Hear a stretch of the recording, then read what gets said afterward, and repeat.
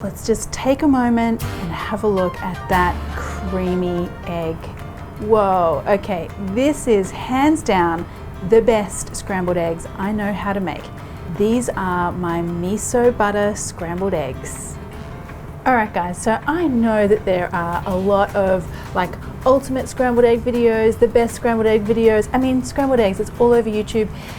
This version is my very own special, close to my heart version of scrambled eggs that I love so much. I mean, look at the smile on my face. I'm so excited already about how good these eggs are. All right, okay, let's get started. There's a few little things that I do a little bit differently, but first of all, we're gonna make the butter. Very important. Miso butter here. I've got some unsalted butter that I'm gonna be using. This is at room temp, just so it's easier for me to mix. Why unsalted? Let's get into the detail here. So unsalted because I'm gonna add some miso, which is salty. I'm also gonna add salt to the eggs. So I don't wanna overly salt everything. Some miso paste, obviously. This is white miso paste or shiro miso paste. You can experiment with lots of different misos here. Red miso is really great as well, but shiro miso today. Now just mix that through.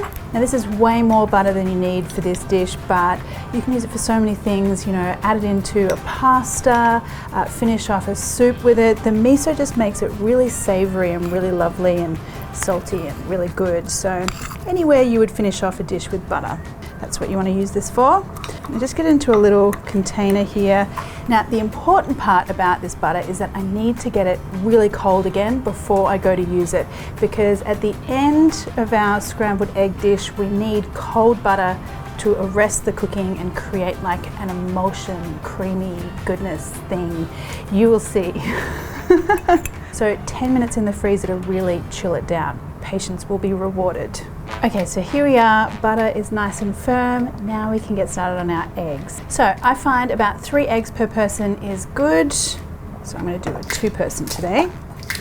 Now I like to add the salt straight into the eggs. And for me, there is no need to add extra cream or extra milk here, because what we really want to have is that really rich, eggy taste. So why would we want to dilute that? And we're also going to be adding fat with the butter. So there's no need to add any extra kind of milky fat here, unless you don't plan on using the right amount of butter, which I plan on using the right amount of butter, which is a lot of butter. So just eggs and salt, that's all you need.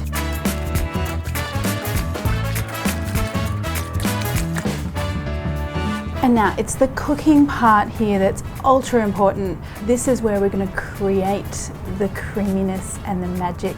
So we want to be careful about the heat. That's the main thing. We want a really gentle heat, because a high heat will cook those proteins and make them really tough and hard.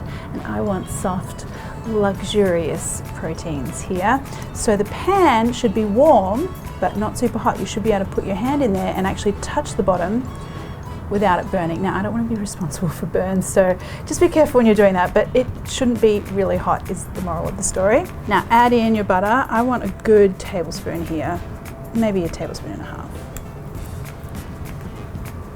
And just let that butter melt. Shouldn't even be foaming. That's how gentle the heat is. Now that the butter is melted, I can go in with my eggs.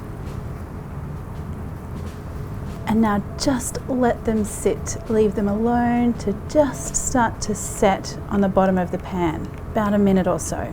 Now see how you can just see a little bit of light setting happening around the edges of the pan? Now we can go in with the spatula. So I want to, at the beginning here, create some large curds. So just kind of get in there and do a nice gentle push and swirl. This is so therapeutic and beautiful. This is such a joyous dish to make. Now we've still got our large curds happening here, and when I can see that we're starting to lose quite a bit of liquid, I'm going to go in a little bit harder and start to mix and break those curds up. Now don't be afraid to take the pan off the heat if you can see that it's getting really hot. And at this point where things are looking still a little liquidy, I want to add in my cold butter. The cold butter is going to stop the cooking from happening too harshly, and it's going to create like a little creamy emulsion in there. Don't be shy with that butter. And this is starting to look so magical. And now the egg is still going to keep cooking, so I like to take it off just a smidgen before it's completely cooked through. And you should be able to pour it out of the pan. That's when you know you've done a good job here. Now the final touches here, just a little bit of Parmigiano Reggiano cheese. Look at that beautiful glossiness. And now a total optional here, but I just love a little sprinkling of Japanese sashimi togarashi, which is like a little like spiced chili powder. And there you go, guys. I mean, these eggs, let me just try and make sure.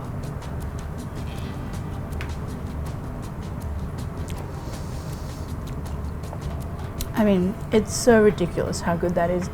They are so luscious and creamy. Oh, creamy without the cream. It's all in the butter and it's all in that beautiful mixing.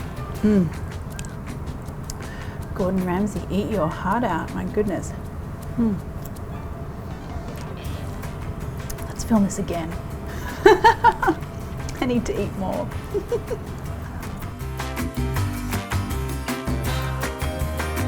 If you've got any comments or questions, pop them below. And if you enjoyed the video, why not hit that subscribe button plus the little bell one, and that way you'll get notified every time I release a new video.